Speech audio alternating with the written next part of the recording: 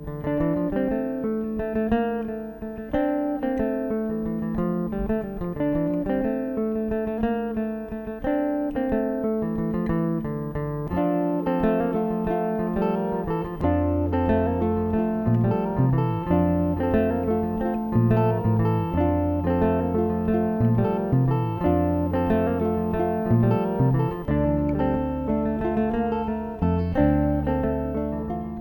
Choile, au fond, j'aimerais dire comment je l'ai rencontré, comment je l'ai connu, parce que quand je l'ai connu, c'était déjà un assez vieux monsieur, surtout que comme moi je devais avoir 30 ans de moins, eh ben, il était vraiment un très vieux monsieur pour moi.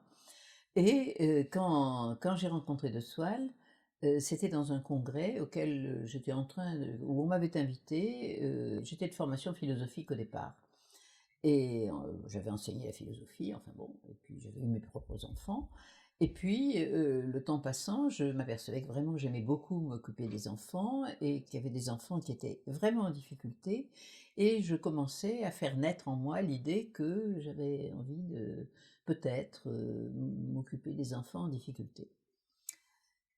À cette époque-là, je connaissais quelques amis qui étaient psychiatres, pédopsychiatres, et qui m'incitait très vivement à faire une formation pour devenir psychanalyste, psychothérapeute, pouvoir m'occuper d'enfants. J'ai été invitée à un congrès où j'ai rencontré un certain nombre de psychiatres et de psychanalystes et, de, et de psychothérapeutes qui pratiquaient des méthodes différentes. Dans ce congrès était invité Robert de Soualle.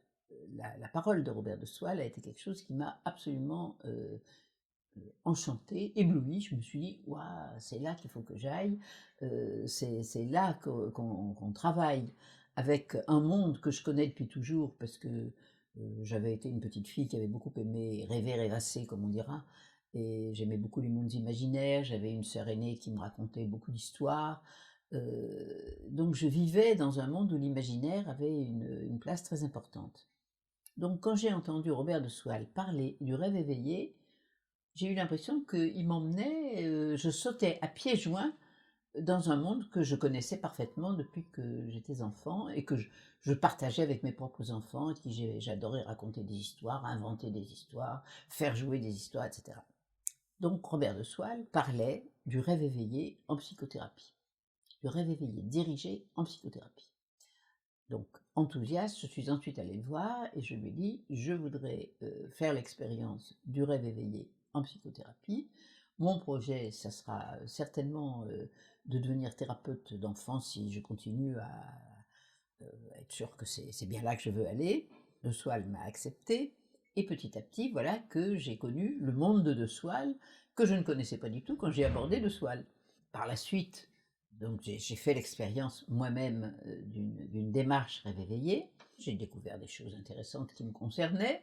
Je me suis confirmée progressivement dans l'idée que oui, la psychothérapie m'intéressait, que oui, c'était là que j'avais envie d'aller, et que probablement ça me parlait de, de l'enfant, de ma propre enfance, de mon rapport avec l'enfant, alors que de Soualle ne parlait pas du tout de l'enfant.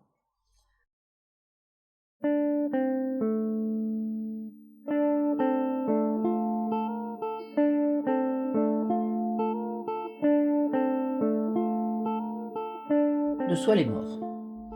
Et il est mort ayant publié donc un certain nombre de livres. À sa mort, on s'est dit, oulala, on détient un trésor. Et donc, maintenant que De Soualle, le père n'est plus là, le père fondateur n'est plus là, eh bien, il faut que nous, les enfants, nous fondions les choses correctement. Et on a fondé un groupe qui s'est appelé le groupe international du rêve éveillé, dirigé de Soualle. Ça s'appelait le GIRED avec 2 D à la fin. Et alors, on était là devant notre trésor qu'il ne fallait pas perdre. Si bien que je garde un souvenir très très fort, très puissant, de ces premières réunions que nous avons eues et puis qu'ensuite on a faites très régulièrement pour bien fonder notre groupe. Et à l'intérieur de ce groupe, moi à cette époque-là, je voulais m'occuper d'enfants et uniquement d'enfants. Et nous étions 3 ou 4 qui considérions que le rêve éveillé pouvait s'adapter à l'enfant, mais que ce n'était pas le travail qu'avait fait De Soualle. Et la première présidente du GIRED, qui s'appelait Yvonne Fayolle, qui était psychiatre et pédopsychiatre, nous a chargés, les 3 ou 4 qui nous intéressions à l'enfance, nous a chargés nous a dit: «Ben, inventez quelque chose et voyez si on peut faire une adaptation du rêve éveillé dirigé à l'enfant, de manière à pouvoir l'utiliser dans les cures d'enfants. Voyez si c'est possible». Moi je disais: «J'en suis sûre, dès le premier jour quand j'ai écouté De Swal, j'ai su que ce serait ça que je ferais avec l'enfant».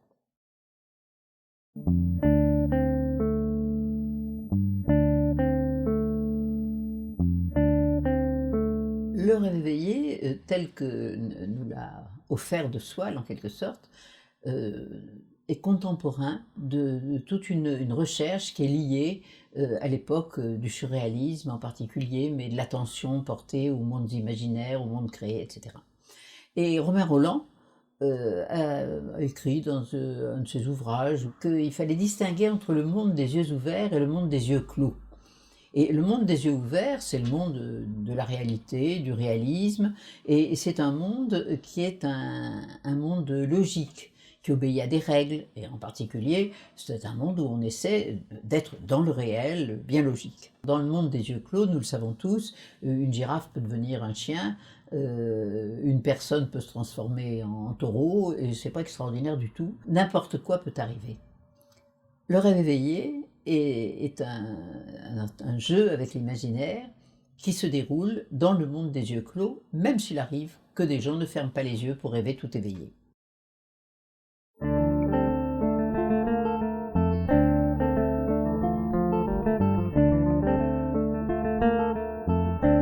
Partir de la méthode qu'utilisait De Swal avec l'adulte pour aller vers l'enfant, qu'est-ce que ça voulait dire?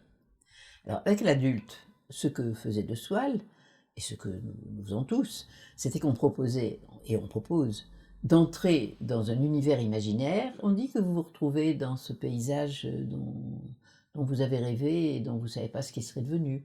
On dit que vous vous retrouvez sur la route dont vous me parliez. Alors s'il ne le décrit pas spontanément, il dit: «Bah oui, je suis sur la route». Je dis: «Elle est comment votre route?» C'est comment? Ben, je sais pas trop, je dis sous vos pieds, c'est plutôt comment? Et puis petit à petit, cet espace imaginaire qui est fondamental se crée, le patient voit et me dit, je pense à quelqu'un l'autre jour qui me dit, je marche, je suis dans une forêt, je croyais que les arbres étaient petits, pas du tout, ils sont de plus en plus grands, les troncs sont de plus en plus hauts, je suis de plus en plus petit. Et j'avance dans cette forêt, je suis tout petit, petit, petit, je suis comme le petit pousset, et puis voilà. Ce qui me paraît très important et qui nous reste de manière fondamentale de Swal, c'est l'idée de se déplacer dans l'espace imaginaire. Parce que symboliquement, se déplacer dans cet espace imaginaire qu'on a créé, qui est au fond, qui est une figure de notre espace intérieur, eh bien, s'y déplacer, c'est aussi se donner la possibilité de se déplacer intérieurement dans sa problématique, dans ce qu'on vit, dans les troubles qui peuvent nous occuper ou dans les désirs que nous avons de faire quelque chose que nous ne savons pas faire, que nous n'arrivons pas à faire. Euh, Ce déplacement dans l'espace imaginaire entraîne ça. Avec l'enfant, c'est la même chose. On va créer un espace imaginaire dans lequel il va se passer des choses qui lui permettront d'exprimer ses peurs, ses angoisses, ses désirs, ses craintes, ses aspirations, etc. Et dans lequel, à travers un déplacement imaginaire ou des événements imaginaires, il va vivre quelque chose. Alors comment on va faire ça avec l'enfant?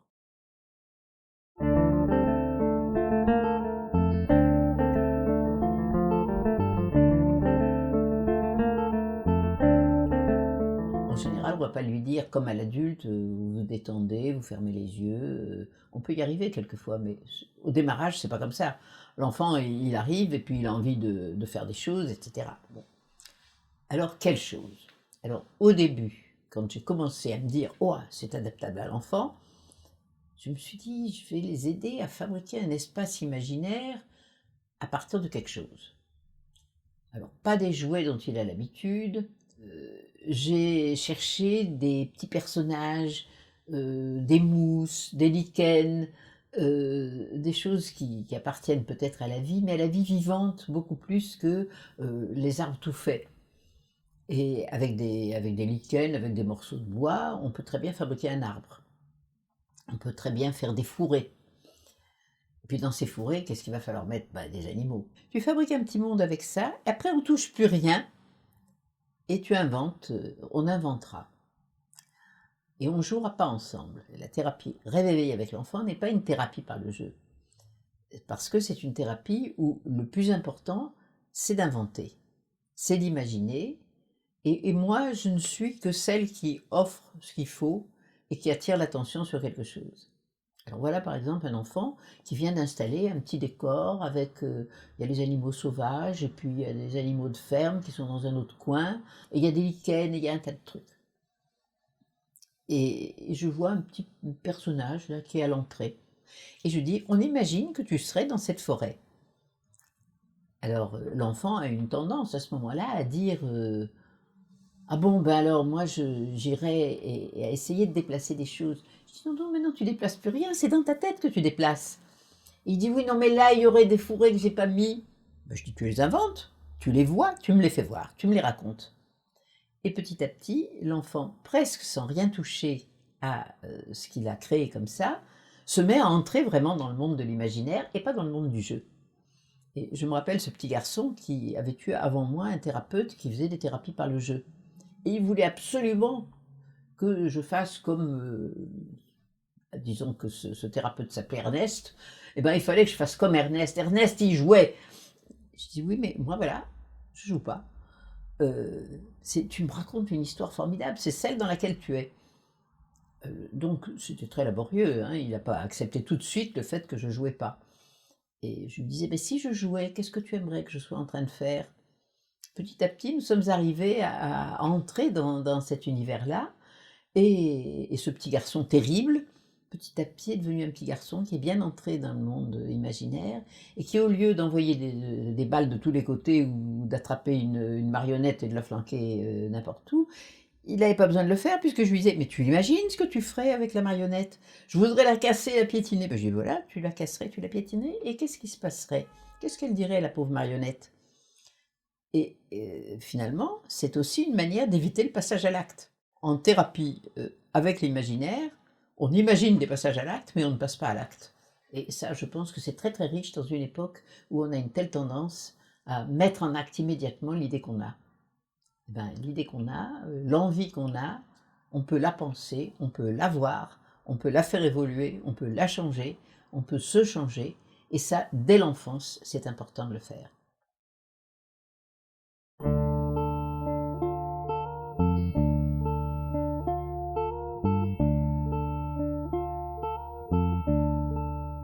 Les gens que je vois en formation, dans les séminaires ou ailleurs, je leur dis toujours que je pense que une des vertus premières du bon thérapeute d'enfant ou du bon analyste d'enfant, d'adulte, c'est d'être patient et d'avoir une espèce de foi inébranlable dans le fait qu'il va se passer quelque chose, même si aujourd'hui je ne comprends rien à ce qui se passe, et que peut-être il est en train de se passer quelque chose que je ne comprends pas.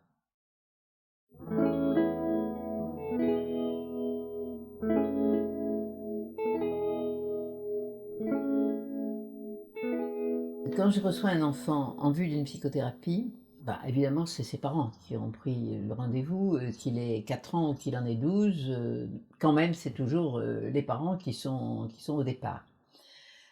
Pas toujours d'ailleurs, quand je dis ça, c'est pas tout à fait vrai. Je pense à ce garçon qui avait 11-12 ans, et puis c'est pas le seul avec qui c'est arrivé, qui est arrivé ici parce qu'il a dit à ses parents, moi je vais pas bien, je veux aller voir un psy.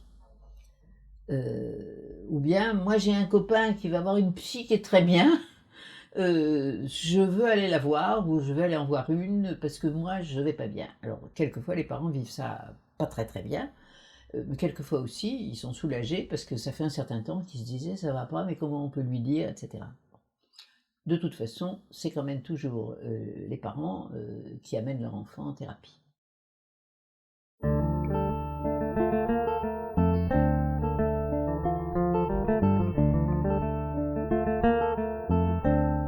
Alors Tout le monde ne procède pas de la même manière. Il y a des gens qui reçoivent toute la famille, enfants, parents, enfin, la première fois. C'est-à-dire qu'on reçoit, le premier rendez-vous, c'était d'ailleurs ce que préconisait Françoise Dolto, recevoir les parents et l'enfant ensemble et jamais séparément pour initier. Ensuite, elle gardait l'enfant tout seul.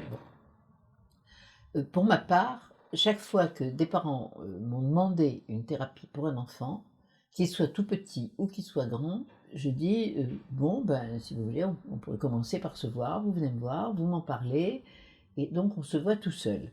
Ma position, et j'ai des collègues aussi qui adoptent ma position, c'est de dire bon, ben, c'est peut-être difficile, il y a des parents qui ont quelque chose à dire, qu'ils n'ont jamais pu dire devant leur enfant et qui ne vont pas dire sous prétexte que maintenant on est chez le psy qu'on va pouvoir le dire. Ça peut arriver, mais ça peut ne pas arriver. Il y a des parents qui quelquefois ont le sentiment qu'il y a un secret de famille qu'ils ont besoin de déposer, mais ils ne veulent pas le déposer devant l'enfant, ils ne le déposeront jamais du premier coup devant l'enfant. Donc je pense que c'est important de les voir tout seuls. Pour ma part, je crois que ça aide. Et puis il y a une autre raison qui me paraît tout à fait juste, même si elle n'a rien d'analytique. Ben, je peux ne pas leur plaire. Ils peuvent venir chez moi et puis se dire: «Mais qu'est-ce que c'est que cette dame-là? Elle m'agace. Ben, c'est pas à elle que je vais confier mon enfant». Je pense que ça peut arriver. Et s'ils étaient venus avec leur enfant, et ben l'enfant, lui, peut-être qu'il serait entré en contact avec moi. Lui, peut-être que je lui aurais plu. Et que les parents vont sabrer une relation qui a commencé d'exister entre l'enfant et moi. Et puis voilà, et rien ne se fera et il restera quelque chose de très difficile. Je pense que c'est un mauvais tour qu'on joue à l'enfant et un mauvais tour que les parents se jouent à eux-mêmes.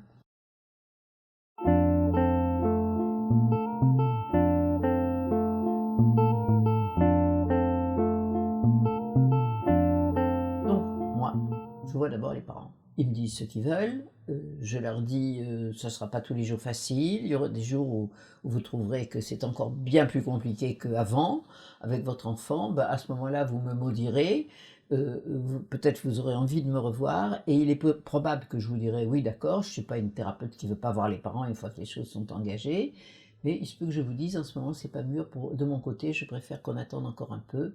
J'avertis donc qu'il peut y avoir des choses enfin que tout n'est pas réglé d'avance, que je reste à leur écoute et à leur disposition, mais dans les limites de ce que je peux faire. Et puis voilà l'enfant. Bon, alors c'est les parents qui me l'accompagnent. Généralement, ils se sont dérangés tous les deux la première fois. Après, c'est un seul parent qui m'accompagne l'enfant. Et puis quand l'enfant est assez dégourdi pour venir tout seul, eh ben, il vient tout seul.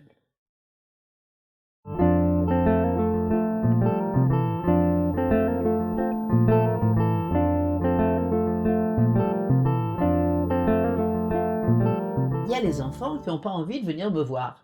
Je me rappelle ce garçon, par exemple, qui devait avoir 12 ou 13 ans, il n'était pas d'accord pour être là. Et ça se voyait rien que dans sa façon d'entrer dans le bureau, il rentrait comme un crabe. Alors, une fois qu'on a été tous les deux tout seuls, je lui ai dit: «T'es d'accord pour être là?» «Mais pas du tout». Bon, bah écoute, voilà, moi je vais faire une chose, on va se voir 2 fois, et ça je l'ai dit à plus d'un enfant, et aux ados en particulier. On va se voir 2 fois, peut-être 3 au maximum. Et après, si vraiment tu n'es toujours pas d'accord pour venir me voir, je dirais à tes parents: Pour l'instant, on arrête là, c'est pas mûr. Je lui ai laissé mon adresse, si un jour il en a besoin, on verra, mais peut-être qu'il en aura pas besoin effectivement, il va peut-être se débrouiller tout seul et il a peut-être pas besoin de moi». Bon. Et c'est ça que vous direz? Si on est d'accord parce que vraiment tu n'es pas d'accord pour être là, c'est comme ça que je le dirai. Vous direz que c'est que je suis pas d'accord? Non, je dirai pas que c'est que tu es pas d'accord, top secret. Je dirais que moi, je pense que c'est mieux que tu ne reviennes pas pour l'instant. Et ce garçon, celui qui marchait comme un crabe, m'a donné vraiment la solution de son histoire et il m'a dit: «Non, je veux pas venir vous voir». Et je dis: «Je t'ai rien fait de méchant, tu es là, pourquoi tu veux pas venir me voir?» «Parce que je veux pas voir un psy». Je dis: «Tu as le droit, hein, mais pourquoi tu veux pas voir un psy? Est-ce que tu sais ce que c'est un psy?» «C'est un type de médecin pour les dingues». «Ah, un type pour les dingues. Ah oui, alors tu crois que tu vas me voir parce qu'on dit que tu es dingue?» «Bah oui». Ben, je dis non, moi je me sens pas un médecin pour les dingues. Je suis là parce qu'il y a des gens qui ont des ennuis et c'est des ennuis qu'on s'occupe. Alors les ennuis, ça nous arrive à tous d'en avoir.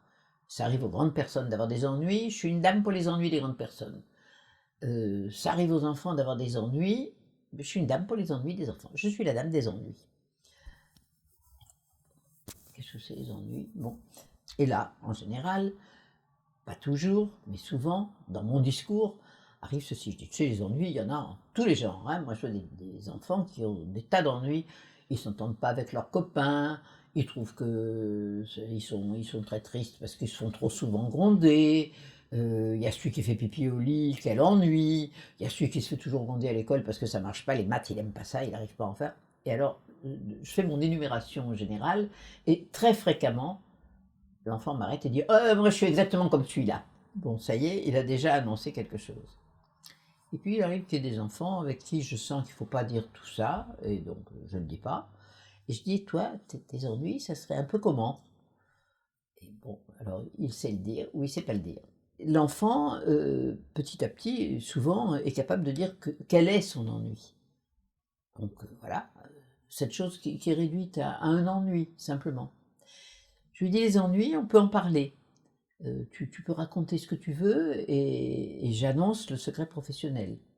Et je dis ici, tu vois, on peut se parler et moi j'ai jamais le droit de répéter ce qu'on s'est dit, ça s'appelle le secret professionnel. Je pense à ce garçon qui m'avait répondu, ah oui, top secret. Hein. Et selon les choses qu'il me disait, il me dit, vous vous rappelez, hein, top secret. Bien sûr, top secret toujours. Bon. Ou l'enfant qui dit en cours de thérapie à un moment où il y a des choses vraiment très difficiles. Alors, c'est bien vrai que vous répétez jamais à personne top secret. Et si je vous disais un jour que je suis un voleur, qu'est-ce que vous diriez? Ben, je te dirais, réfléchissons. Qu'est-ce qui te prend? Pourquoi tu voles? Bon. Et puis, ben, on va pas faire que parler. Hein. Ça aussi, je le dis un peu dans mon discours initial. Je dis, tu sais, on peut se servir d'un tas de choses. On peut dessiner, on peut écrire, tu peux peindre, enfin, tu vois, on peut faire des choses différentes. Et à partir de ce moment-là, je me considère comme celle qui va fournir à l'enfant ce dont il va pouvoir se servir pour me parler. Et évidemment, vient le moment où je dis, ben, tu sais, tu peux te raconter une histoire, là, tu fabriques une histoire, c'est comme un rêve tout éveillé. Ou bien je dis, et alors, qu'est-ce qui se serait passé à ce moment-là? Le petit chat qui était là, qu'est-ce qui lui est arrivé? Ben, le petit chat, il a eu très peur. Et quand il a eu peur, le petit chat, où est-ce qu'il est allé? Donc j'essaie d'aider, et puis après je dis plus rien, et généralement la chose se déroule à partir de ce moment-là. Mes trois grandes annonces, c'est je suis la dame pour les ennuis. Ici, on est finalement dans le secret professionnel, et j'ai pas le droit de le répéter. Mais tout ce que tu dis, ça a du sens, et le sens, et tout ce que tu fais, ça a du sens, et le sens, on va le trouver ensemble, et puis petit à petit, les choses iront mieux. Ça, c'est vraiment ce qui, à mes yeux, il faut absolument arriver à faire passer à l'enfant.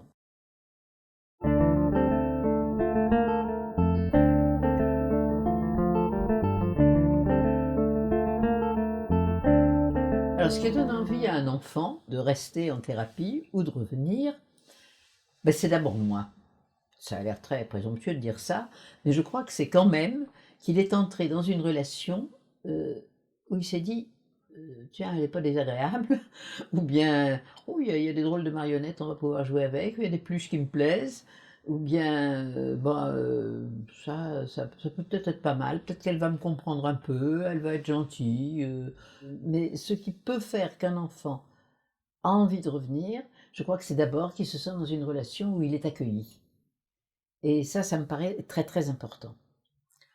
Après, il y a l'idée que quand même, je lui dis, tu sais, je suis là, je suis une dame pour les ennuis, et c'est pour que on sache se débrouiller avec les ennuis. Moi, les ennuis, je les fais pas disparaître. Hein.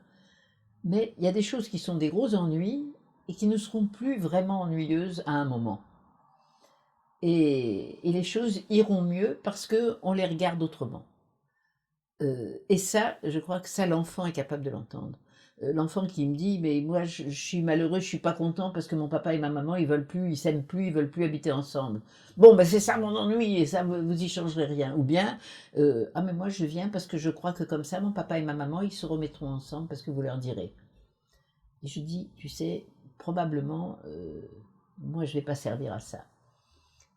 Probablement ça sera pas possible.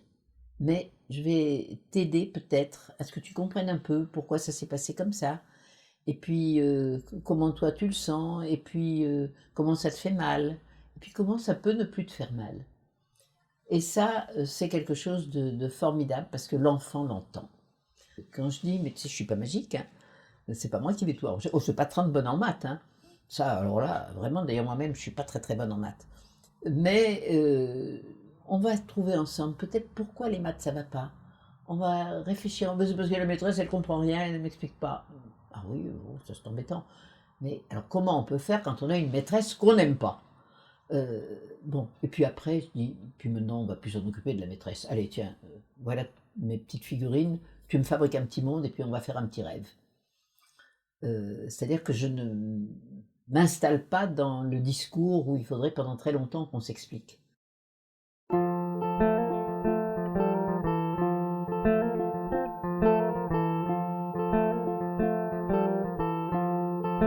Beaucoup d'enfants en thérapie dessinent, beaucoup de thérapeutes font dessiner les enfants, un peu moins les font peindre, mais quand même beaucoup de thérapeutes les font peindre aussi.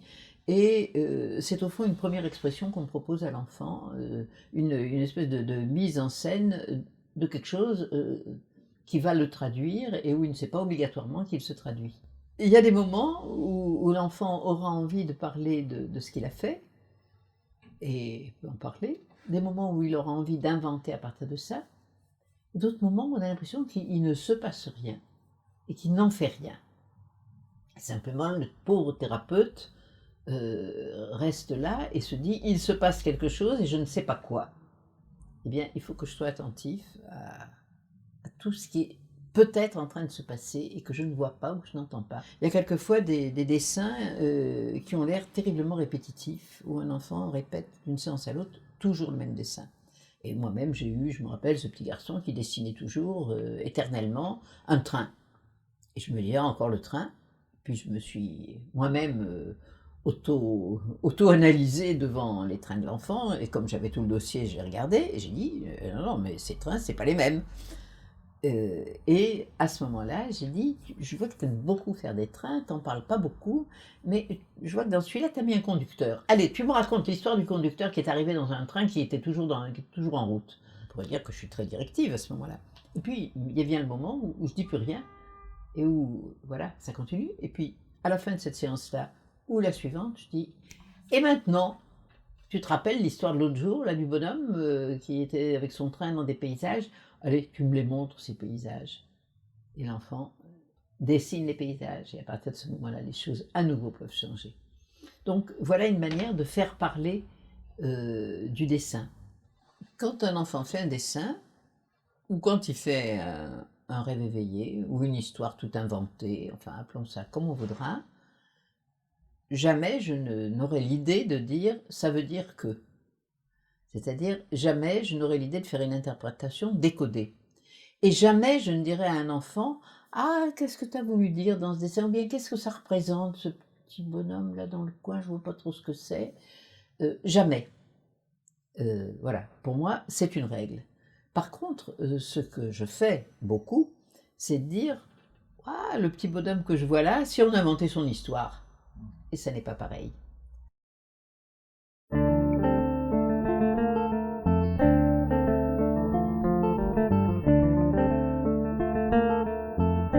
Je pense à ce garçon qui faisait des peintures qui étaient d'un fouillis peu imaginable.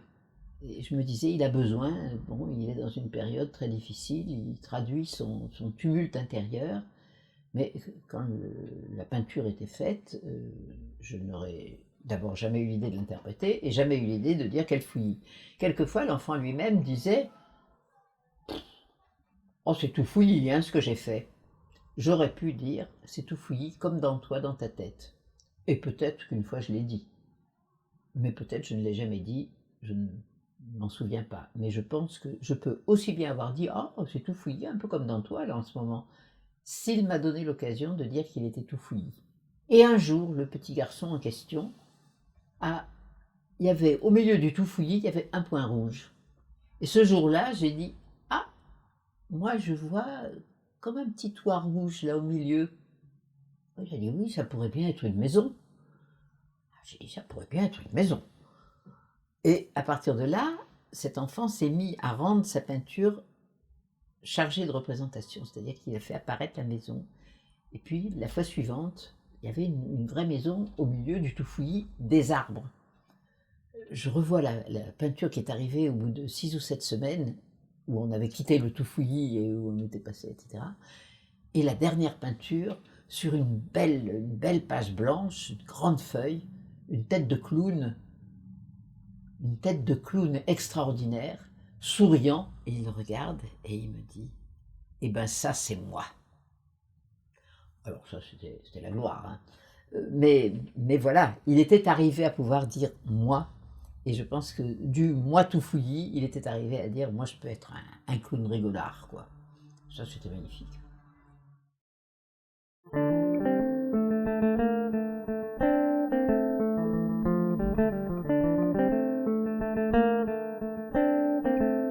Je me rappelle cette petite fille merveilleuse qui était arrivée ici, qui était si malheureuse parce que ses parents s'étaient séparés, et j'avais un grand chevalet, c'était il y a longtemps cette histoire, et la petite fille ne parlait pas, mais vraiment pas. Je lui avais fait mon petit discours, mais elle disait rien. Et je lui ai dit: «Tu sais, des fois, on n'a pas envie de parler, mais on peut peindre, on peut dessiner. Tu veux qu'on prépare la peinture ensemble?» Alors là aussi, nous avons une grosse collaboration quand je fais peindre un enfant. C'est-à-dire que je choisis le papier, on l'installe ensemble, donc là, on collabore, on est là tous les deux. Et puis, je prépare la peinture dans les pots, donc ça, c'est mon activité à moi. Puis après, lui, il prendra ses pinceaux, il fera ce qu'il voudra avec ça. Et je pense que c'est important de fonctionner comme ça, parce que, au fond, je dis, je suis gardienne d'un cadre et je te fournis des éléments pour que tu puisses t'exprimer. Donc cette petite fille malheureuse, qui ne pouvait pas parler, tellement elle était malheureuse, s'est mise à peindre au chevalet. Et elle a dessiné, elle a peint un très grand cœur. Et puis elle a barré le cœur en deux, avec une grosse raie noire, une énorme raie noire au milieu du cœur. Et à l'intérieur des deux parties du cœur, elle a dessiné des petites choses comme ça, c'était des larmes. Et elle n'a toujours pas parlé, sauf pour me dire c'est moi. Et elle est partie comme ça.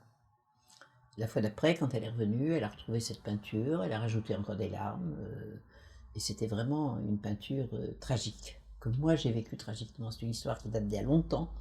Cette petite fille doit être une grande personne à l'heure qu'il est, mais j'ai gardé cette image-là qui était très forte. Nous avons fait la thérapie ensemble, elle a parlé de son chagrin, et puis elle a dit bah, maintenant ça va bien. Je crois que c'est plus à peine que je vienne. J'ai dit bravo, tu sais que j'existe toujours. Si un jour tu as besoin ou envie de revenir, tu viendras. Et puis si tu n'en as pas envie, ou si tu n'en as plus besoin, voilà, on a fait notre petit bout de chemin ensemble, on peut se séparer. Donc on s'est séparés. Et c'était une bonne séparation, ça marchait bien. Puis un an après, coup de fil de la petite fille, d'une voix très affirmée, qui me dit c'est moi, c'est Rosalie, disons. Oui, bonjour, je m'en souvenais bien sûr, la preuve, je m'en souviens encore. Et elle me dit: «Je voudrais un rendez-vous». C'était pas la maman qui le prenait, c'était elle. Elle avait 10, 11 ans. Et elle arrive, et quand elle entre dans le bureau, elle regarde mon chevalet et elle me dit: «Je voudrais revoir le dessin». Et elle en avait fait d'autres, mais elle comme moi, on savait que le dessin, c'était le cœur qu'elle avait fait la première fois. Alors, je l'ai ressorti, j'ai sorti les peintures, j'ai touillé les peintures. Elle s'est installée devant le chevalet au grand cœur. Et là, elle a sorti non plus la peinture noire, mais de la peinture verte. Et elle a fait grimper des feuillages le long de la barre noire. On s'est trouvé devant un poteau tout entortillé de feuillages qui parlait de la nature. Les larmes ont pris des petits visages, et puis c'est devenu des fleurs. C'était plus des larmes. Il y avait du rouge, il y avait du vert, il y avait tout.